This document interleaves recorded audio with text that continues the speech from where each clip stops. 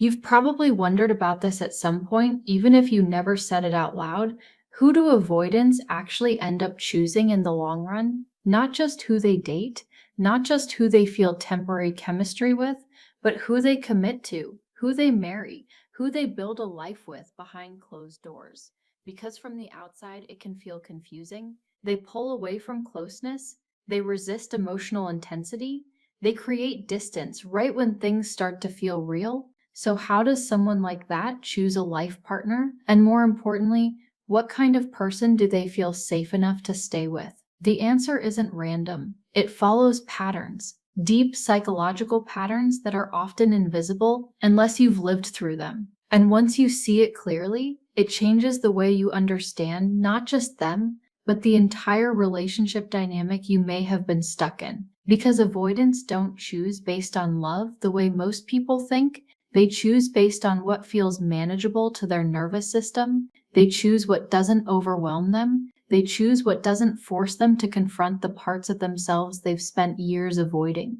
And that's where everything begins. Section 1 starts with something that might surprise you. Avoidants are often drawn to partners who feel safe, but emotionally distant. Not cold, not completely unavailable, but just distant enough to never demand too much. There's a quiet comfort in that, no pressure to constantly reassure, no expectation of deep emotional conversations every day, no overwhelming need for closeness that feels suffocating. It feels calm, it feels easy, it feels like something they can handle. And in the beginning, it even looks healthy. There's no chaos, no dramatic highs and lows, no constant tension, just two people coexisting peacefully. But over time, something subtle begins to happen.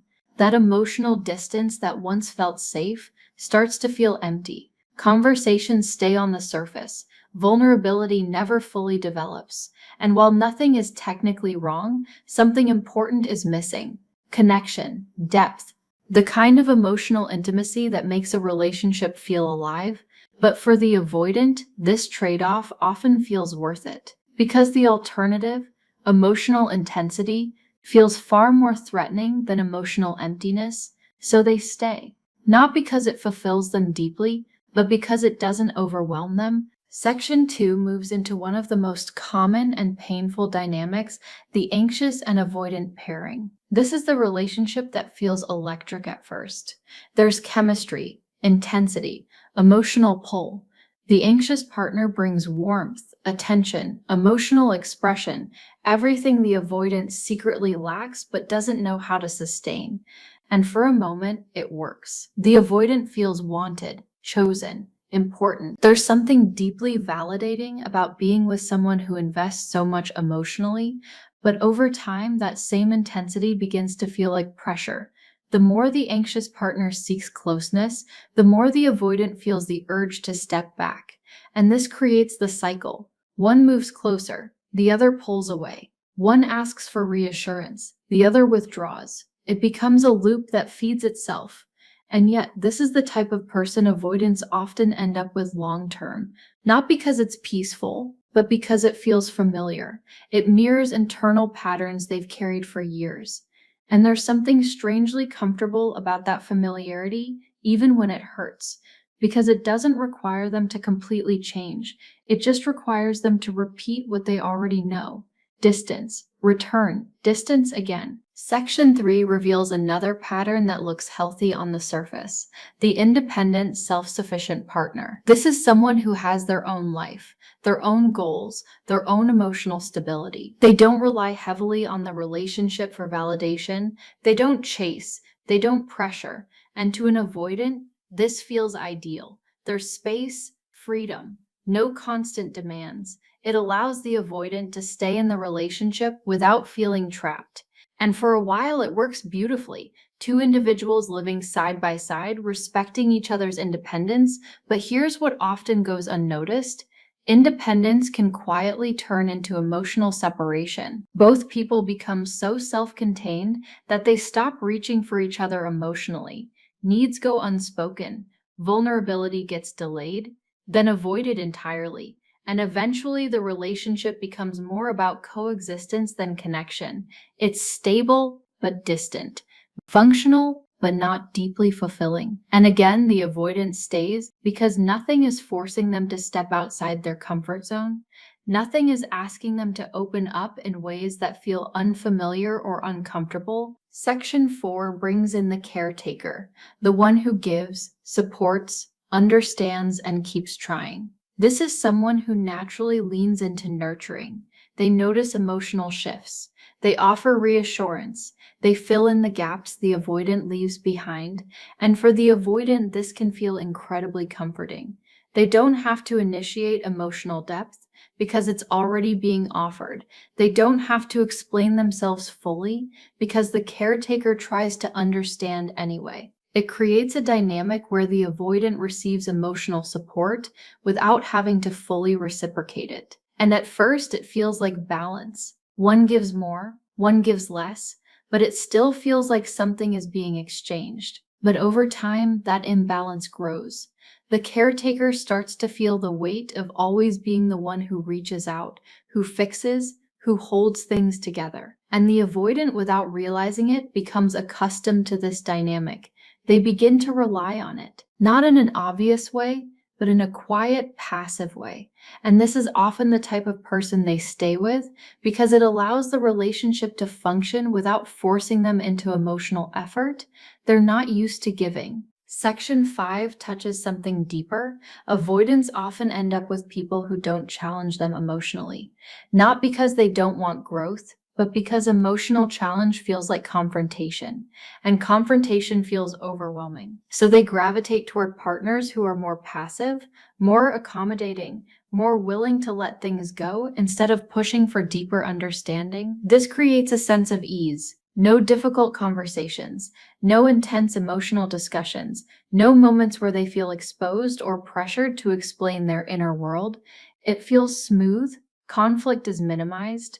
But here's the hidden cost. Without challenge, there's no growth. Without emotional depth, there's no true intimacy. The relationship stays in a kind of neutral state where nothing breaks, but nothing truly evolves either. And for the avoidant, this can feel like success. A relationship that lasts without too much discomfort, but underneath that surface, there's often a quiet awareness that something real is being avoided.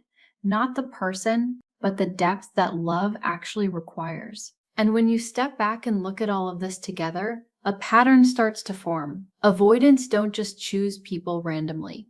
They choose dynamics that allow them to stay emotionally protected. Whether it's distance, imbalance, familiarity, or lack of challenge, each of these partners offers something that keeps the avoidant from feeling overwhelmed. But at the same time, it often keeps them from experiencing the kind of connection they secretly long for. And that's where the real question begins to surface.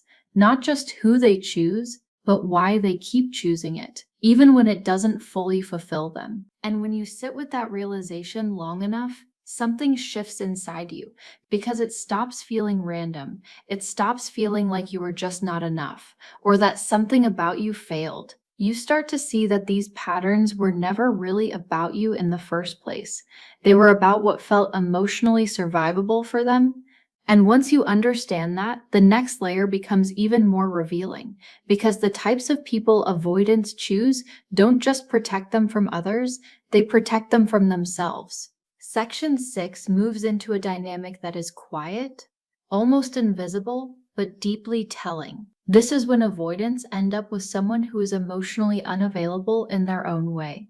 Not necessarily avoidant in the exact same pattern, but someone who also struggles with vulnerability, openness, or emotional presence. And at first, this can feel like the easiest connection of all. There's no pressure. No one is asking for more than the other can give. There are no intense emotional demands, no expectations for deep conversations that stretch into uncomfortable territory. Everything stays light, manageable, controlled. It feels like peace, but it's not the kind of peace that comes from connection. It's the kind that comes from mutual avoidance. And over time, something begins to fade. There's no real conflict, but there's also no real closeness. No moments of true emotional exposure where both people feel seen and understood. It becomes a relationship where nothing breaks, but nothing deepens either. And the reason avoidants often stay in this dynamic is simple. It never forces them to confront what they've been running from. It allows them to exist in a relationship without ever truly being in one. Section 7 brings in a different kind of person, the fixer. This is the one who believes, consciously or unconsciously, that love means healing someone. That if they just show enough patience, enough understanding, enough consistency, the avoidant will eventually open up, change, become more emotionally available. And for the avoidant, this dynamic can feel strangely comforting. Not because they actively want to be fixed, but because the fixer takes on the emotional responsibility of the relationship. They try to solve the distance, they analyze the behavior, they carry the weight of making things work. And this allows the avoidant to stay in a passive position. They don't have to initiate growth because someone else is already trying to do it for them. But here's where the illusion begins to crack, because no matter how much effort the fixer puts in, real change can't happen unless the avoidant chooses it themselves. And so the relationship enters a loop. Progress seems close, then it slips away. Moments of connection happen, then distance returns. And the fixer keeps trying, believing they're just one step away from finally breaking through. This is often the kind of person avoidants marry, not because they fully open up, but because the fixer never stops trying to reach them. Section 8 goes even deeper into something that's harder to see at first. Avoidants often end up with people who accept less than they truly deserve. Not in an obvious, self-sacrificing way at the beginning, but gradually, slowly. It starts with small compromises, accepting delayed replies, accepting emotional distance, accepting inconsistency, and over time, those small compromises turn into a new normal. The partner begins to adjust their expectations, not because they want to, but because they feel like asking for more might push the avoidant further away. And this creates a quiet imbalance. One person is constantly shrinking their needs to maintain the relationship, while the other remains comfortably within their emotional limits. And for the avoidant, this dynamic feels safe. There's no pressure to stretch beyond what feels natural to them, no confrontation that forces them to look inward, but underneath it all, something important is being lost. Because a relationship where one person has to accept less is not a relationship built on equal emotional ground. It's built on adaptation. And while that can keep things stable, it rarely keeps things fulfilling. Section 9 introduces a different kind of compatibility, one that seems strong, logical, even ideal on paper. This is when avoidants choose someone who operates more from logic than emotion, someone who values reasoning, structure, and clarity over deep emotional expression. And in many ways, this works. Conversations are calm, decisions are practical. There's less emotional chaos, less unpredictability. Everything feels grounded. And for the avoidant, this is incredibly appealing because logic doesn't demand vulnerability in the same way emotion does. It doesn't require them to expose their inner world. It only requires them to engage on a level that feels controlled and safe. But over time, something subtle begins to surface. Emotional needs don't disappear just because they're not expressed. They sit quietly beneath the surface, waiting. And when they go unaddressed for too long, they turn into distance. Not loud, dramatic distance, but a quiet disconnection that's hard to explain. The relationship still functions, it still looks stable from the outside, but inside, there's a lack of emotional depth that neither person fully knows how to fix. And the avoidance stays because everything still feels manageable, even if it doesn't feel deeply fulfilling. Section 10 brings us to one of the most misunderstood dynamics, the chill partner. This is the person who doesn't bring drama, doesn't create conflict, doesn't push for constant reassurance or emotional intensity. They go with the flow, they adapt, they keep things light, and for an avoidant, this can feel like the perfect match. No pressure, no overwhelming expectations, just ease, and in the beginning, it feels almost effortless. The relationship moves without friction. There are no major arguments, no emotional spikes, no moments that feel too heavy to handle. But here's the truth that often gets overlooked. Being chill is not the same as being emotionally fulfilled. Because when someone constantly suppresses their needs to maintain peace, those needs don't disappear. They build up quietly, and eventually they either turn into resentment or emotional withdrawal. And the avoidant who is initially drawn to this calm energy may not even notice the shift until it's already created distance, because they were never trained to look for those deeper emotional signals. They were trained to respond to pressure, not silence. And so the relationship slowly drifts, not because of conflict, but because of everything that was never expressed. And when you take all of these patterns together, something becomes impossible to ignore. Avoidants don't just choose people who feel good in the moment, they choose dynamics that allow them to stay within their emotional comfort zone, whether it's through distance, logic, passivity, or imbalance. Each partner represents a different way of maintaining that safety. But safety in this context often comes at a cost, because the very thing that keeps the relationship stable is the same thing that keeps it from becoming deeply connected. And this is where it starts to become personal for you. Because if you've ever found yourself in one of these roles, the caretaker, the fixer, the one who accepts less, the one who stays calm and patient, you begin to realize something important. You weren't chosen because you were lacking. You were chosen because you fit into a pattern that felt safe for them. But that doesn't mean it was safe for you. And the deeper question begins to form, not just why they chose you, but why you stayed in a dynamic that required you to slowly disconnect from your own needs just to keep it alive. Because understanding them is only half of the story. The other half is understanding yourself. And that realization, it doesn't come all at once. It creeps in slowly, in quiet moments, in the space after conversations that didn't quite reach where you hoped they would. And the feeling that you've been giving something real to something that never fully meets you there. And the hardest part is, you can understand all of this logically, you can see the patterns clearly, and still feel emotionally tied to it. Because these dynamics don't just exist in behavior, they exist in attachment, in the part of you that wanted it to work, that believed if you just adjusted a little more, understood a little deeper, stayed a little longer, something would finally shift. But as we move deeper into these patterns, something becomes clearer than ever. Avoidants don't just choose people who fit their present comfort, they choose people who allow their patterns to continue uninterrupted. Section 11 reveals something subtle but incredibly powerful. Avoidants often end up with people who don't ask for more. Not because those people don't have needs, but because they've learned consciously or unconsciously to silence them. These are the partners who hesitate before expressing how they feel, who think twice before bringing up something that might create tension, who downplay their own emotions just to keep the peace intact. And for the avoidant, this creates an environment that feels effortless. There's no pressure building, no expectation hanging over them to respond in ways that feel uncomfortable. Everything stays calm, controlled, predictable.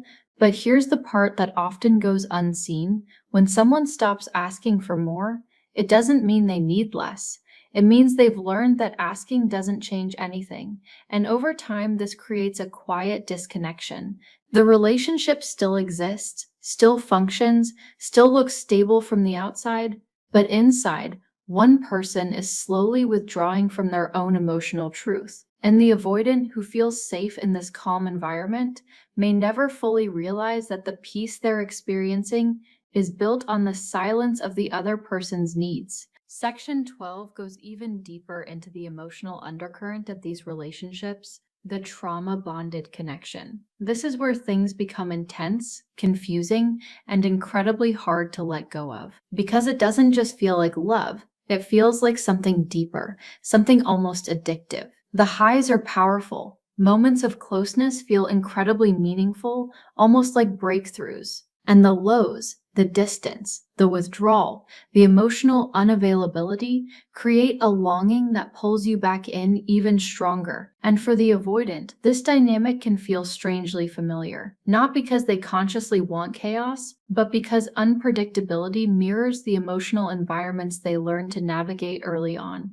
It keeps them engaged without requiring consistent vulnerability. And for the partner, it creates a cycle that's hard to break. Because every time connection returns, it feels like proof that something real is there, that it's worth holding on to. But over time, the emotional cost becomes undeniable. The instability begins to outweigh the moments of closeness, and yet, walking away feels almost impossible. Because the bond isn't just emotional, it's conditioned, built through repetition, through longing, through the constant shift between presence and absence. And this is often the kind of connection that lasts the longest, not because it's healthy, but because it's deeply ingrained. Section 13 introduces the overly patient partner, the one who waits and waits and waits. This is someone who believes in giving time, in allowing space, in trusting that eventually things will fall into place. They don't rush the avoidant. They don't push too hard. They give them room to process, room to come back, room to figure things out on their own. And in many ways, this patience feels like love. It feels understanding, it feels mature, and for the avoidant, it creates a sense of relief. There's no urgency, no pressure to change immediately. They can move at their own pace without feeling like they're being forced into something they're not ready for. But here's where the dynamic becomes unbalanced. Because time on its own doesn't create change, awareness does, effort does, willingness does, and when patience is given without boundaries, it can turn into something else entirely. Self-neglect. The patient partner begins to put their own needs on hold indefinitely, believing that eventually things will shift. But eventually can become years, and in that time, they slowly lose connection with what they truly need, what they truly deserve. And the avoidant, without intending to, becomes comfortable in that space where nothing is required of them beyond what they're already giving. Section 14 reveals a dynamic that often goes unnoticed because it looks strong on the surface, the emotionally strong partner. This is someone who appears grounded, resilient, capable of handling emotional distance without falling apart. They don't react intensely. They don't chase excessively. They carry themselves with a sense of stability that feels reassuring. And for the avoidant, this is incredibly attractive because it removes the fear of being overwhelmed. It creates a sense that the relationship can withstand their distance, their inconsistency, their moments of withdrawal. But strength, when it's constantly tested without support, begins to crack in ways that aren't always visible. The strong partner may not express their pain openly. They may not demand change loudly, but internally, they feel it. The lack of reciprocity, the absence of emotional depth, the feeling of always being the one who can handle more. And over time, that strength becomes a shield, not just for themselves, but for the avoidant as well. It allows the avoidant to continue their patterns without immediate consequence. And while the relationship may appear stable from the outside, inside, there's an imbalance that slowly erodes the connection. Section 15 brings everything back to something deeply rooted: familiarity. Avoidants often choose partners who feel familiar, not necessarily in personality, but in emotional experience. The dynamic feels known, predictable in its unpredictability.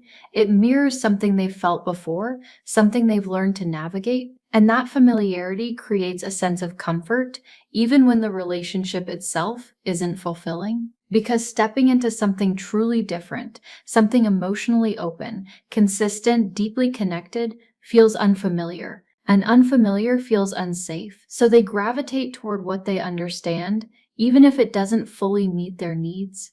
And this is where the pattern becomes hardest to break. Because it's not just about choosing a different person, it's about choosing a different emotional experience, one that requires them to confront parts of themselves they've spent years avoiding. And until that shift happens, the same patterns repeat. Different faces, different circumstances, but the same emotional blueprint underneath it all. And when you take a step back and really sit with everything you've just seen, it becomes clear in a way that's hard to ignore. These patterns aren't accidental. They're not random outcomes of chance or timing.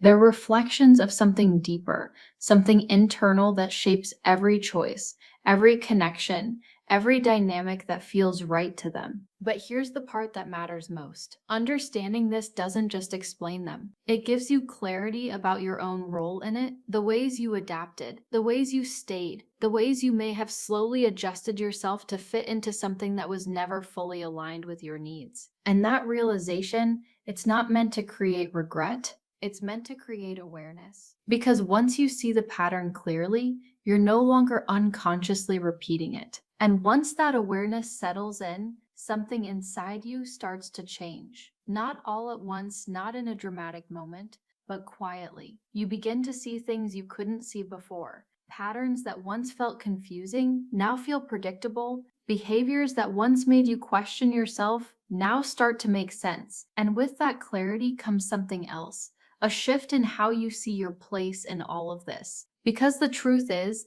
these dynamics didn't just shape the relationship, they shaped you while you were in it. The way you learned to respond, to adjust, to hold back parts of yourself just to keep things steady. And as we move into these final patterns, everything starts to come together in a way that feels both heavy and freeing at the same time. Section 16 brings us to the partner who chases. Not in an obvious, desperate way, but in a consistent, emotionally invested way. This is the person who keeps showing up, even when things feel uncertain, who reaches out first, who tries to reconnect, who puts in the effort to keep the bond alive. And for the avoidant, this creates a very specific kind of dynamic. There's a sense of being wanted, of being valued, without having to fully step into that same level of emotional effort themselves.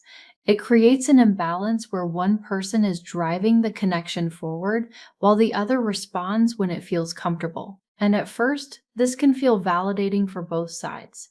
The one who chases feels like they're fighting for something meaningful. The avoidant feels chosen without pressure. But over time, something begins to shift. The more one person chases, the more the other naturally pulls back. Not out of malice, but because the dynamic itself creates that movement. And eventually the connection becomes less about mutual desire and more about maintaining a pattern.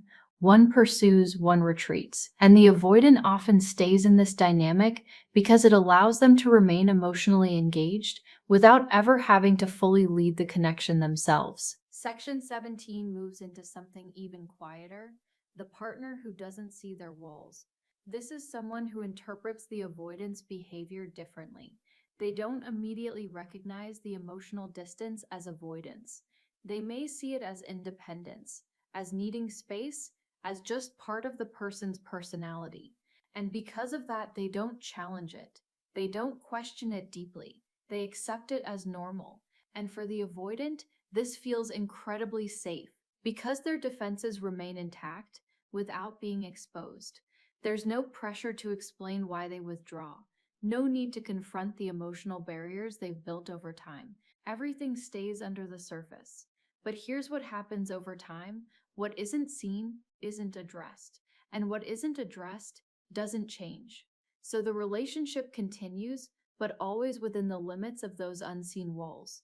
There's connection, but only up to a certain point. There's closeness, but never complete openness. And eventually the partner may start to feel that something is missing, even if they can't fully explain what it is. Because you can feel a wall, even if you can't see it. Section 18 brings us to a difficult truth. Sometimes avoidants choose what feels good enough, not perfect, not deeply fulfilling, but stable, manageable, safe. This doesn't mean they don't feel anything. It doesn't mean they don't care. It means that when faced with the choice between emotional risk and emotional safety, they often choose safety because risk requires vulnerability. It requires stepping into uncertainty, into deeper connection, into a space where they might have to confront fears they've spent years avoiding, and good enough doesn't require that. It allows them to stay within a range that feels comfortable. The relationship works, it functions, it meets enough needs to keep going. But underneath it all, there's often a quiet awareness that something deeper is missing, not dramatically missing, just subtly absent. And that absence becomes something they learn to live with because reaching for more feels too uncertain, too unfamiliar, too exposed. Section 19 touches on a dynamic that can feel validating at first: the partner who prioritizes them. This is someone who places the relationship high on their list, who invests deeply, who shows up consistently, who makes the avoidant feel important. And for the avoidant, this can feel reassuring. There's a sense of security in knowing that someone is there, that someone values the connection enough to keep it steady. But over time, this dynamic can become one-sided. Because when one person is constantly prioritizing and the other is simply receiving that prioritization, the balance begins to shift. The avoidant may not even realize it's happening. They're simply responding in the way that feels natural to them. But the partner, the one who keeps giving, begins to feel the weight of that imbalance. The effort isn't being mirrored. The emotional investment isn't being matched. And slowly that feeling of being important turns into a question. Am I truly valued the same way I value them? And this is where the dynamic starts to fracture. Not because there was never care, but because there was never equal expression of it. Section 20 brings everything to its most honest point: the partner who doesn't leave. This is the one who stays through the distance, through the confusion, through the moments where things feel uncertain or incomplete. This is the person who holds on, who believes in the connection, who continues to invest even when things aren't fully meeting their needs. And for the avoidant, this creates a sense of stability that's hard to walk away from. Because no matter how much distance they create, the connection remains. No matter how much they withdraw, the relationship is still there when they return. And over time, this can create a pattern where the avoidant unconsciously tests the limits of that stability, not intentionally, not with awareness, but through behavior, through distance, through inconsistency, through emotional withdrawal, and the partner stays again and again until one of two things happens. Either the partner reaches a breaking point, or they slowly lose parts of themselves in the process of staying. And when you step back and look at all 20 of these patterns together, something becomes undeniably clear. Avoidants don't choose partners based on who will love them the most deeply. They choose partners based on who allows them to remain the most emotionally protected. Every dynamic, every pattern, every connection we've walked through points back to the same core truth: safety over vulnerability, control over exposure, distance over depth. But here's where everything shifts back to you. Because understanding who they choose also reveals why you may have been chosen. Not because you weren't enough, but because in some way you fit into a pattern that allowed the relationship to exist without forcing them to change. And that realization can hurt, but it can also free you. Because once you see the pattern clearly, you're no longer trying to earn a different outcome from the same dynamic. You're no longer questioning your worth based on someone else's limitations. You're no longer waiting for someone to become emotionally available at the cost of your own emotional needs. And that's where the real shift happens. Not in understanding them, but in finally choosing yourself.